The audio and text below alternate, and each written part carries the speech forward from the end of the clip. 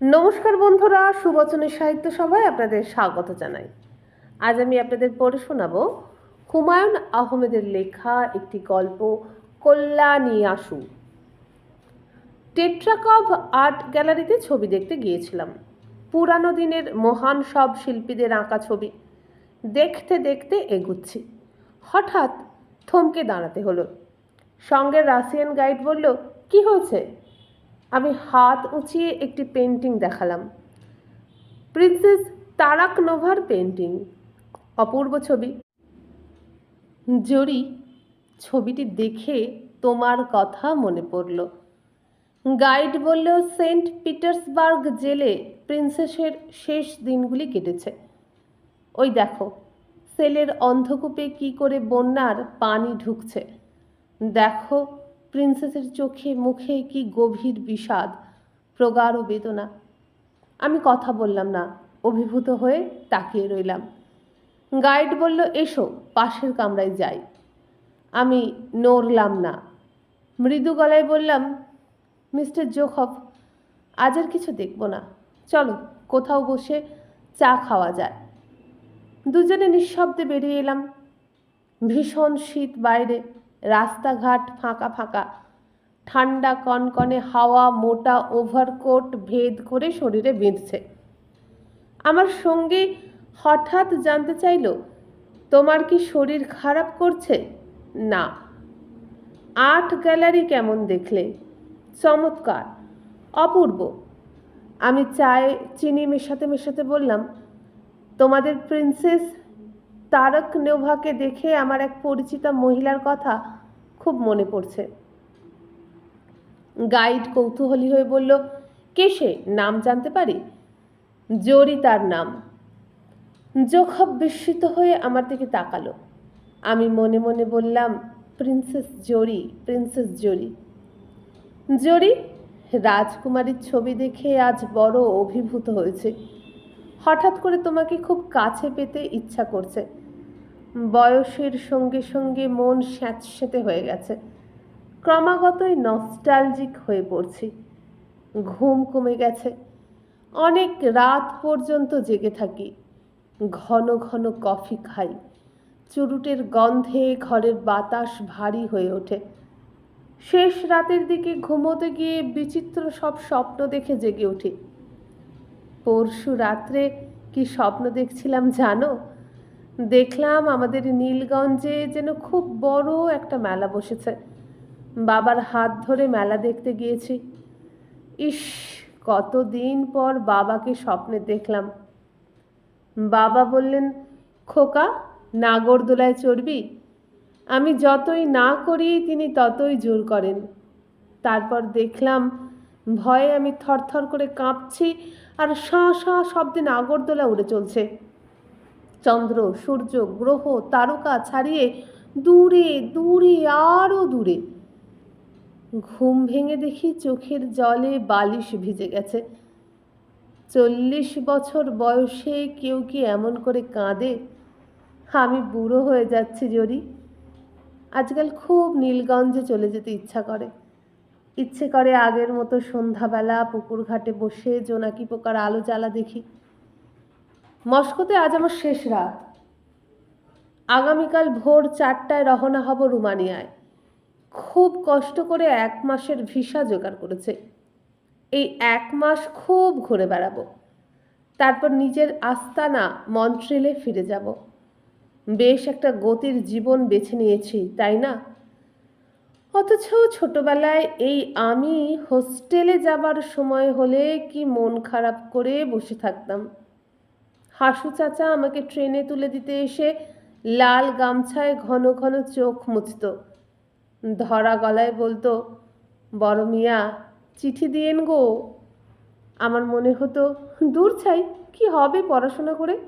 বাবা, হাসু চাচা, এদের ছেড়ে কিছুতেই যেতে পারবো না, কিছুতেই থাকতে পারবো না। প্রবল ঘরমুখ টান ছিল বলেই আজ হয়তো যাযাবর বৃত্তি বেছে নিতে হয়েছে। তাই হয়। তোমার জন্য প্রবল তৃষ্ণা পুষেছিলাম বলেই কি তোমাকে পাইনি? টেন্টেলাসের গল্প জানো তো? তার চারিদিকে পানির থই থই সমুদ্র, অথচ তাকেই কিনা আজীবন তৃষ্ণার্ত থাকতে হলো।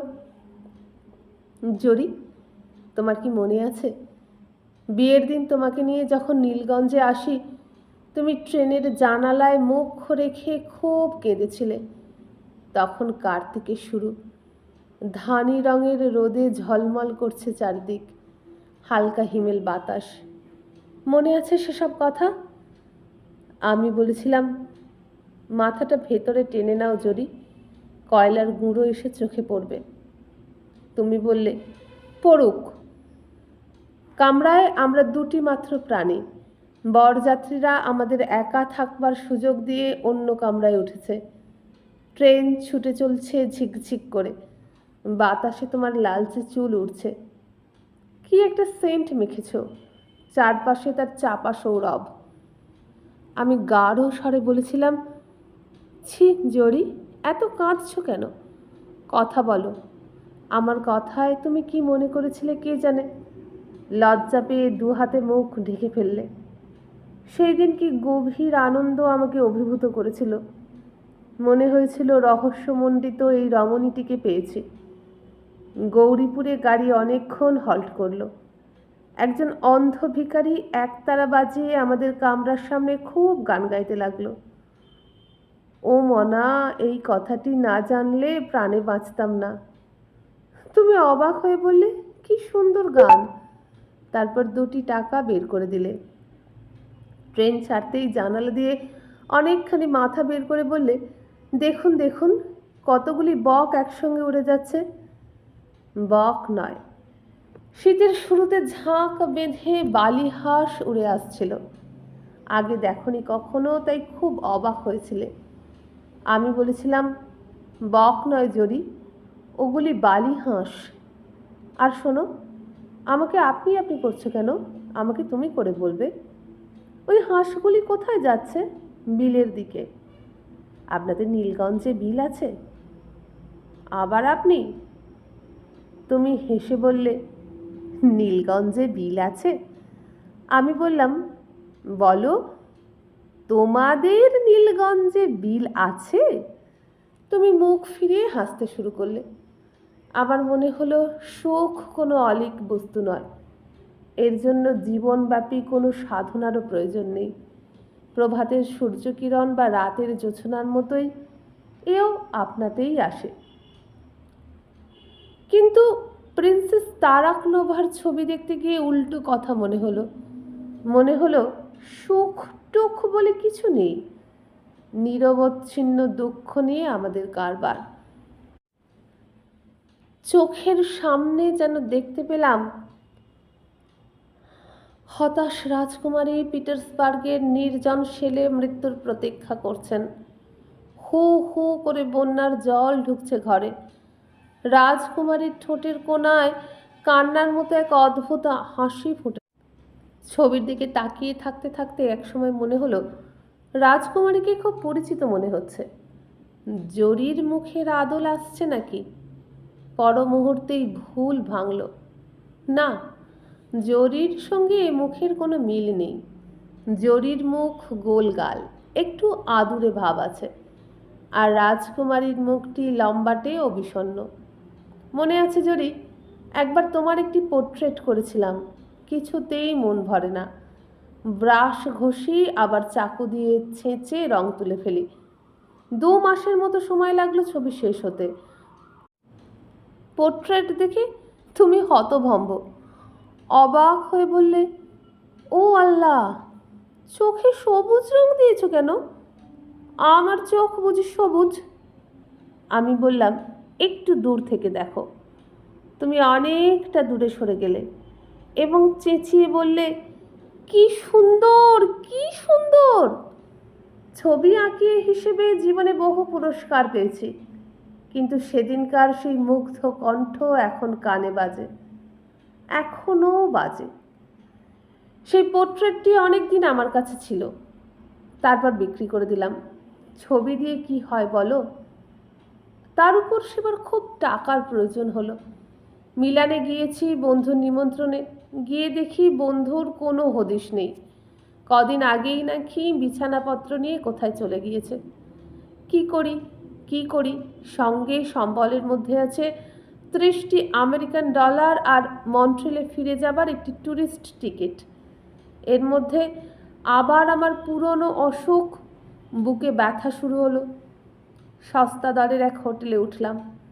তবুও দুদিন যেতেই টাকা পয়সা সব শেষ। ছবি বিক্রি ছাড়া অন্য কোনো পথই নেই। এক সন্ধ্যায় বড় রাস্তার মোড়ে ছবি টাঙিয়ে দাঁড়িয়ে দাঁড়িয়ে সিগারেট টানতে লাগলাম। কারো যদি পছন্দ হয় কিনবে। ছবির মধ্যে আছে 2টি ওয়াটার কালার আর তেল রঙে আঁকা তোমার পোর্ট্রেট। ছবিগুলির মধ্যে নীলগঞ্জের জোছনা নামে অপূর্ব একটি ওয়াটার কালার ছিল। আমাদের বাড়ির পেছনে 4-5টা নারকেল গাছ দেখনি তুমি? ওই যে পুকুর পাড়ে জড়াজড়ি করে দাঁড়িয়েছিল। এক জোছনা রাত্রিতে পুকুরের কালো জলে তাদের ছায়া পড়েছিল। তারই ছবি। চোখ ফেরানো যায় না এমন। অথচ বিক্রি হলো শুধু তোমার পোর্ট্রেটটি। এক বৃদ্ধা ভদ্রমহিলা কিনলেন। তিনি হৃষ্টচিত্তে বললেন, কেন এই পোর্ট্রেটটা কিনলাম জানো? না ম্যাডাম, আমি যখন কিশোরী ছিলাম তখন এই ছবিতে যে মেয়েটিকে তুমি এঁকেছ তার মতো সুন্দর ছিলাম, তাই কিনলাম। আমি হেসে বললাম, আপনি এখনও সুন্দর। ভদ্রমহিলা বললেন, এসো না আমার ঘরে, কফি করে খাওয়াবো। এমন কফি সারা মিলান শহর খুঁজেও পাবে না। ভদ্রমহিলা আশাতীত দাম দিলেন ছবির। শুধু কফি নয়, রাতের খাবারও খাওয়ালেন। তার অল্প বয়সী নানা ছবি দেখালেন। সব শেষে পিয়ানো বাজিয়ে খুব করুণ একটি গান গাইলেন, যার ভাব হচ্ছে, হে প্রিয়তম, বসন্তের দিন শেষ হয়েছে, ভালোবাসাবাসি দিয়ে সে দিনকে দূরে রাখা গেল না। নিজের হাতে তোমার ছবি টাঙালাম। কোথায় ইটালির মিলান শহরের এক বৃদ্ধা মহিলা, তার ঘরেই তোমার হাসি মুখের ছবি ঝুলতে লাগলো। কেমন অবাক লাগে ভাবতে। 100 বছর পর এই ছবিটি অবিকৃতই থাকবে। বৃদ্ধের নাতি নাতনিরা ভাববে, এটি কার পোর্ট্রেট, এখানে কিভাবে এসেছে? ফেরার পথে বৃদ্ধার হাতে চুমু খেলাম। মনে মনে বললাম, আমার জরি যেন তোমার কাছে সুখে থাকে। আমরা সব সময় সুখে থাকার কথা বলি। যতবার নীলগঞ্জ থেকে ঢাকার হোস্টেলে যেতাম, বাবা বলতেন, সুখে থাকো। তুমি যখন লাল বেনারসিতে মুখ ঢেকে ট্রেনে উঠলে, তোমার মা কাঁদতে কাঁদতে বললেন, সুখে থেকো। জরি, আমার কাছে তুমি সুখে ছিলে না? কিসে একটি মানুষ সুখী হয়? নীলগঞ্জে আমাদের প্রকাণ্ড বাড়ি দেখে তোমার কি মন ভরে ওঠেনি? তুমি কি অবাক হয়ে চেঁচিয়ে ওঠোনি, ওমা, এই যে রাজপ্রাসাদ! জোছনা রাত্রিতে হাত ধরাধরি করে যখন আমরা পুকুর পাড়ে বেড়াতে যেতাম, তখন কি গভীর আবেগ তোমাকে এতটুকু আচ্ছন্ন করেনি? তোমাকে আমি কি দেইনি জরি? নিরবিচ্ছিন্ন ভালোবাসার দেওয়ালে তোমাকে ঘিরে রেখেছিলাম, রাখিনি? তবু এক রাত্রিরে তুমি বিছানা ছেড়ে চুপি চুপি ছাদে উঠে গেলে। আমি দেখলাম তুমি পাথরের মূর্তির মতো কার্নিশ ঘেঁষে দাঁড়িয়ে আছো। বুকে ধক করে একটা ধাক্কা লাগলো। বিস্মিত হয়ে বললাম, কি হয়েছে জরি? তুমি খুব স্বাভাবিক গলায় বললে, কই কিছু হয়নি তো। তারপর নিঃশব্দে নিচে নেমে এলে। তোমার মধ্যে গভীর একটি শূন্যতা ছিল, আমি তা ধরতে পারিনি।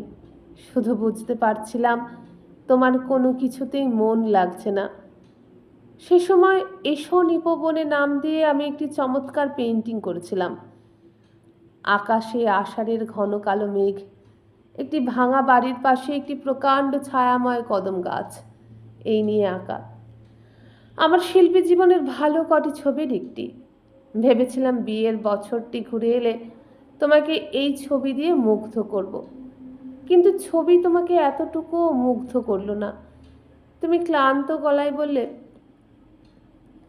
1 বছর হয়ে গেছে বিয়ের। ইস, কত তাড়াতাড়ি সময় যায়।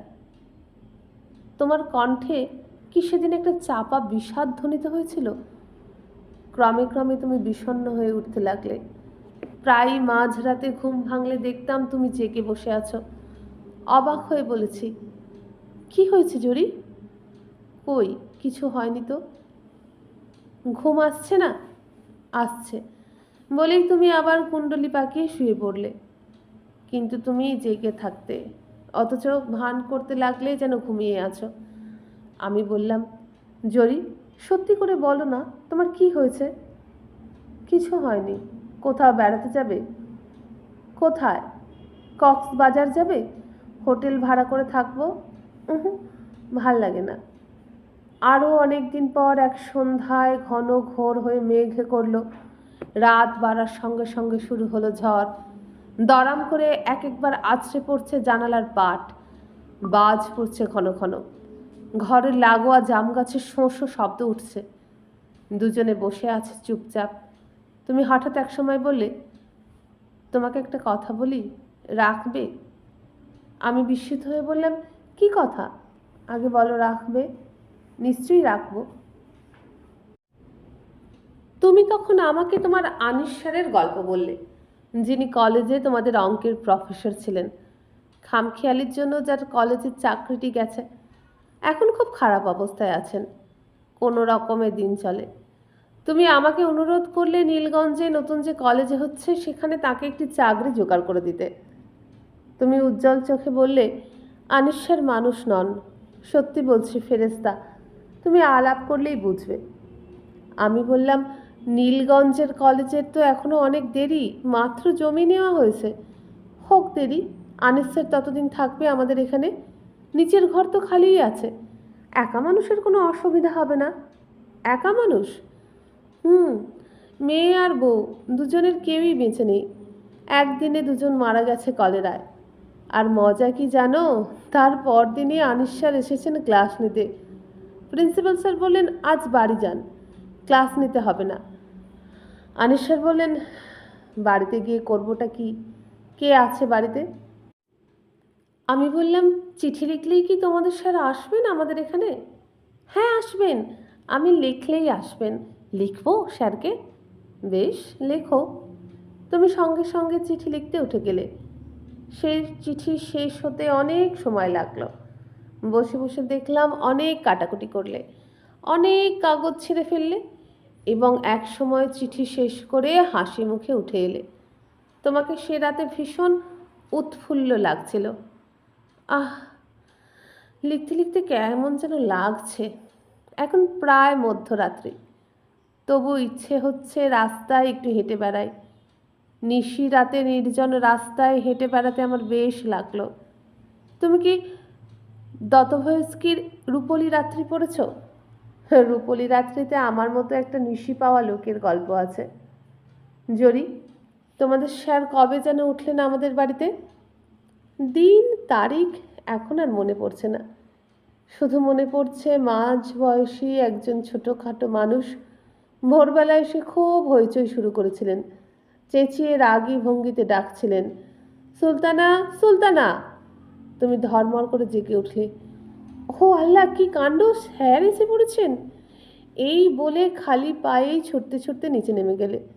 আমি জানালা দিয়ে মুখ বাড়িয়ে দেখলাম তুমি পা ছুঁয়ে সালাম করছো, আর তোমার স্যার বিরক্তিতে ভুরু কুঁচকে বিড়বিড় করে কি যেন বলছেন। খানিক পরে দেখলাম তিনি খুব হাসছেন, সেই সঙ্গে লাজুক ভঙ্গিতে তুমিও হাসছো। তুমি খুশি হয়েছিলে তো? নিশ্চয়ই হয়েছিলে। আমি স্টুডিওতে বসে তোমার গভীর আনন্দ অনুভব করতে পারছিলাম। একটি তীব্র ব্যথা আমাকে আচ্ছন্ন করে ফেলেছিল। সেদিন আমার আত্মহত্যার কথা মনে হয়েছিল। অথচ তোমার স্যার ঋষিতুল্য ব্যক্তি ছিলেন। এমন সহজ, এমন নির্লভ লোক আমি খুবই কম দেখেছি। কোনো কিছুর জন্যেই কোনো মোহ নেই, এমন নির্লিপ্ততা কল্পনাও করা যায় না। জরি, তুমি ঠিক লোকের প্রেমেই পড়েছিলে। এমন মানুষকে ভালোবেসে দুঃখ পাওয়াতেও আনন্দ। তোমার স্যার ফেরেশতা ছিলেন, কিন্তু জরি, আমি তো ফেরেশতা নই। আমার হৃদয়ে ভালোবাসার সঙ্গে সঙ্গে গ্লানি ও ঘৃণা আছে। আমি সত্যি একজন সাধারণ মানুষ। সময় কাটতে লাগলো। আমি শামুকের মতো নিজেকে গুটিয়ে নিলাম। অনেকগুলি ছবি আঁকলাম সে সময়। তোমার পোর্ট্রেটটিও সে সময় করা। পোর্ট্রেটের শিটিং দেবার জন্য ঘণ্টাখানিক বসতে হতো তোমাকে। তুমি হাসি মুখে এসে বসতে, কিন্তু অল্পক্ষণ পরই ছটপট করে উঠতে। হে হে রে, স্যারকে চা দেওয়া হয়নি, একটু দেখে আসি, 1 মিনিট প্লিজ। আমি তুলি হাতে তোমার ফেরার প্রতীক্ষা করতাম। 1 কাপ চা তৈরি করতে প্রচুর সময় লাগতো তোমার। মাঝে মাঝে আসতেন তোমার স্যার, অর্ধসমাপ্ত ছবিগুলি দেখতেন খুঁটিয়ে খুঁটিয়ে এবং বলতেন, ছবি আমি ভালো বুঝি না, কিন্তু আপনি যে সত্যিই ভালো আঁকেন তা বুঝতে কষ্ট হয় না। তার প্রশংসা আমার সহ্য হতো না। আমি হাত গুটিয়ে বসে থাকতাম। তিনি বলতেন, আপনি আঁকুন, আমি দেখি কি করে ছবি আঁকা হয়। আমি কারোর সামনে ছবি আঁকতে পারি না। তবু তোমার স্যার বসে থাকতেন। তীব্র ঘৃণায় আমি কতবার তাকে বলেছি, এখানে বসে আছেন কেন, বাইরে যান। কোথায় যাব? নদীর ধারে যান, জরিকে সঙ্গে নিয়ে যান। কাজের সময় বিরক্ত করছেন কেন আপনি? অপমানে তোমার মুখ কালো হয়ে উঠত। থমথমে স্বরে বলতে, চলুন স্যার, আমরা যাই। ক্রমে ক্রমেই তুমি সরে পড়তে শুরু করলে। পরিবর্তনটা খুব ধীরে হচ্ছিল। সেজন্যই ঠিক বলতে পারবো না কখন থেকে তুমি আমাকে ঘৃণা করতে শুরু করলে। ব্যক্তিগত হতাশা ও বঞ্চনা, এই দুয়ে মিলিয়ে মানসিক দিক দিয়ে অনেক আগেই অসুস্থ হয়ে পড়েছিলাম। সে অসুখ ছড়িয়ে পড়ল শরীরে। এক নাগাড়ে জ্বর চলল দীর্ঘদিন। ঘুম হয় না, বুকের মধ্যে এক ধরনের ব্যথা অনুভব করি, তীব্র যন্ত্রণা। অসুখ বিসুখে মানুষ খুব অসহায় হয়ে পড়ে। সে সময় একটি সুখকর স্পর্শের জন্য মন কাঁদে, কিন্তু তুমি আগের মতোই দূরে দূরে রইলে। যেন ভয়ানক একটি ছোঁয়াচে রোগে আমি শয্যাশায়ী। ছোঁয়াচ বাঁচিয়ে না চললে সমূহ বিপদ। তোমার স্যার আসতেন প্রায়ই। আমি তার চোখে গভীর মমতা টের পেতাম। তিনি আমার কপালে হাত রেখে নরম গলায় বলতেন, একটি গল্প বই পড়ে শোনাই আপনাকে, আপনার ভালো লাগবে। আমি রেগে গিয়ে বলতাম, একা থাকতেই আমার ভালো লাগবে, আপনি নিচে যান, কেন বিরক্ত করছেন? এত অস্থির হচ্ছেন কেন? আমি একটু বসি এখানে, কথা বলি আপনার সঙ্গে। না না, অসহ্য, আপনি জোরের সঙ্গে কথা বলুন। আমার অসুখ সারে না কিছুতেই। বাবার বন্ধু শশধর ডাক্তার রোজ দুবেলা আসেন আর গম্ভীর হয়ে মাথা নাড়েন। বারবার জিজ্ঞাসা করেন, হাঁপানির টান ওঠে নাকি বাবা? হাঁপানি তোমাদের বংশের অসুখ। তোমার দাদার ছিল, তোমার বাবারও ছিল। শ্বাস নিতে কোনো কষ্ট টের পাও? একটু যেন পাই। ডাক্তার চাচা একটি মালিশের শিশি দিলেন। শ্বাসের কষ্ট হলে অল্প স্বল্প মালিশ করবে, সাবধান, মুখে যেন না যায়, তীব্র বিষ। ছোট্ট একটি শিশিতে ঘন কৃষ্ণবর্ণ তরল বিষ। আমি মন্ত্রমুগ্ধের মতো সেই শিশিটার দিকে তাকিয়ে রইলাম। ডাক্তার চাচা চলে যেতেই তোমাকে ডেকে বললাম, জরি, এই শিশিটিতে কি আছে জানো? জানি না, কি আছে? তীব্র বিষ, সাবধানে তুলে রাখো। তোমাকে কেন এ কথা বললাম কে জানে, কিন্তু বলবার পর দারুণ আত্মপ্রসাদ হলো। দেখলাম তুমি সরু চোখে অনেকক্ষণ তাকিয়ে রইলে আমার দিকে। কি ভাবছিলে? অসুখ সারল না, ক্রমেই বাড়তে থাকলো। চোখের নিচে গাঢ় হয়ে কালি পড়ল। জন্ডিসের রোগীর মতো গায়ের চামড়া হলুদ হয়ে গেল।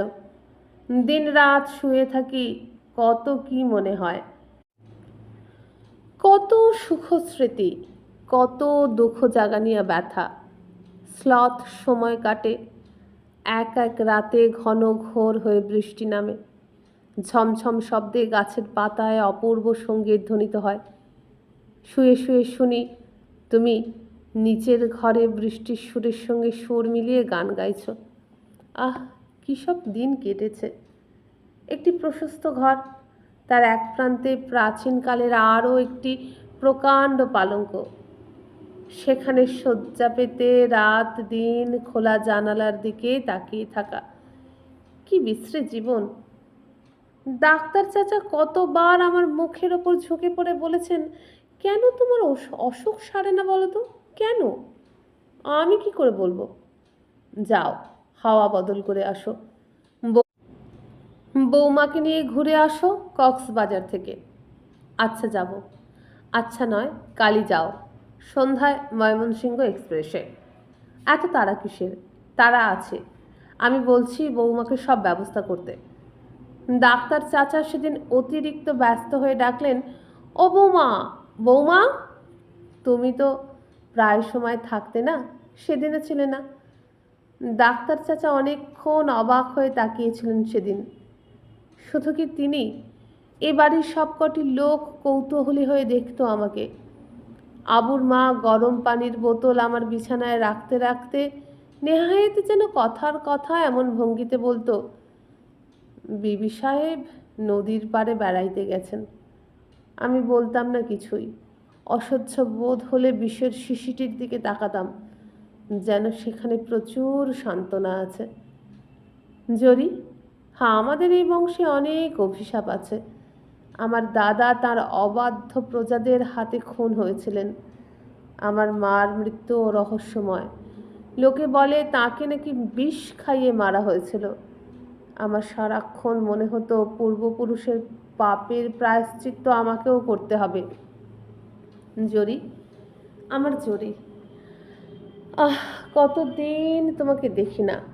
তোমার গোলগাল আদুরে মুখ কি এখনো আগের মতোই আছে? তা কি আর থাকে? জীবন্ত বহতা নদী, মাঝে মাঝে তোমার জন্য খুব কষ্ট হয়। ইচ্ছে হয় আবার নতুন করে জীবন শুরু করতে। ট্রেনে করে তুমি প্রথমবারের মতো নীলগঞ্জে আসছো, সেখান থেকে ওই যে গৌরীপুরে ট্রেন থামলো অনেকক্ষণ, একজন অন্ধ ভিখিরি একতারা বাজিয়ে করুণ সুরে গাইল, ও মনা, এই কথাটি না জানলে প্রাণে বাঁচতাম না। ও মনা, ও মনা। তুমি ভিখিরিকে 2টি টাকা দিলে। তোমার কথা মনে হলেই কষ্ট হয়। ভালোবাসার কষ্ট আমার চেয়ে বেশি কে আর জানবে বলো? তোমার ব্যথা আমি সত্যি সত্যি অনুভব করেছিলাম। তোমার স্যার যেদিন নিতান্ত সহজ ও স্বাভাবিক ভঙ্গিতে বললেন, সুলতানা, আমার সুটকেসটা গুছিয়ে দাও, আমি ভোরে যাচ্ছি, তখন তোমার চোখে জল টলমল করে উঠল। তোমার স্যার সেদিকে লক্ষ্যও করলেন না। সহজ ভঙ্গিতে এসে বসলেন আমার বিছানার পাশে। গাঢ় স্বরে বললেন, আপনি জরিকে নিয়ে সমুদ্রের তীরে কিছুদিন থাকুন, ভালো হয়ে যাবেন।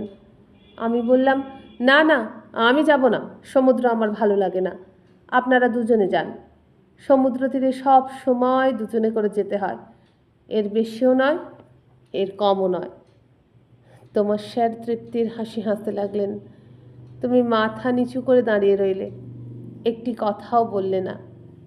আমি দেখলাম খুব শান্ত ভঙ্গিতে তুমি তোমার স্যারের সুটকেস গুছিয়ে দিলে।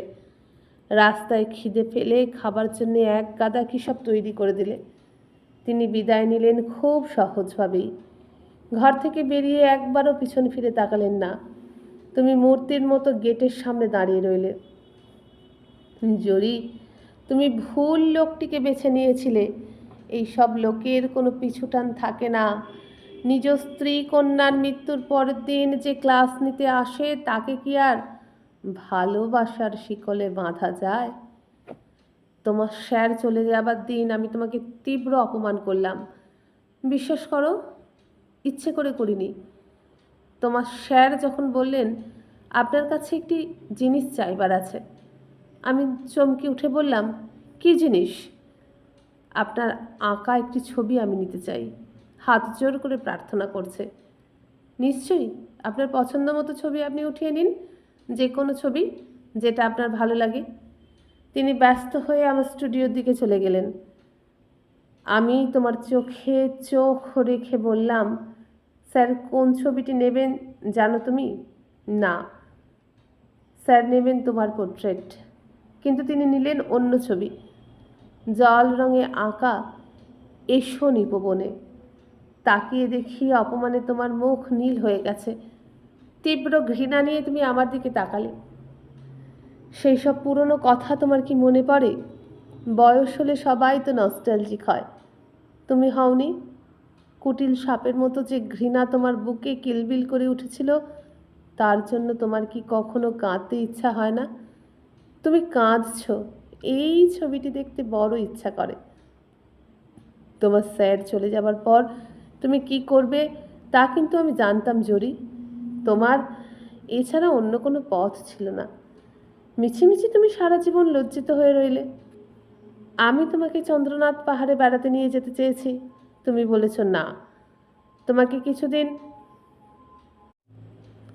তোমার বাবা মার কাছে রেখে আসতে চেয়েছি, তুমি কঠিন স্বরে বলেছ না।